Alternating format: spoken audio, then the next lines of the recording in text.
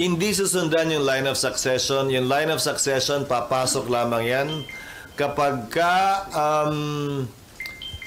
sabay na wala ang 1 at 2, sabay na wala ang 1, 2, 3. Doon lamang papalit ang pangatlo o pangapat. Nakita na natin nangyari yan. Nung natanggal si dating Pangulong Estrada, pumalit si then Vice President Arroyo, na bakante ang Vice President, ang ginawa niya, so hindi sabay na bakante. Nag-appoint siya mula sa Kongreso. Ang age requirement ng congressman ay 25 years old, ang age requirement ng senador ay 30 years old, ang age requirement ng presidente at vice-presidente ay 40 years old. So limitado ang pwedeng piliin ng Pangulo na magiging ikalawang Pangulo mula sa Kongreso na ang edad dapat 40 pataas. Wala naman yatang senador na bababa sa 40, so lahat ng senador ay qualified.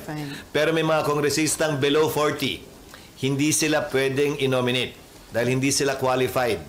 Yung ibang qualification ng Pangulo at ikalawang Pangulo, taglay na ng mga mambabatas.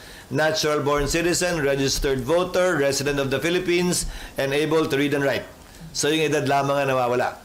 So pipili siya at matapos niyang pumili, i-confirm ito by majority vote ng Kamara at ng Senado voting separately.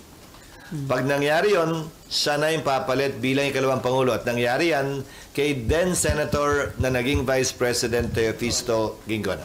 So lahat ng senador qualified, sir? May senador bang below 40? Wala naman yata eh. So lahat So yes, sa Kamara naman, hindi lahat, only because of age. But the President will nominate. Yun ang unang beses nangyari yan sa ating sistema. At nakita natin tumakbo ng maayos yun.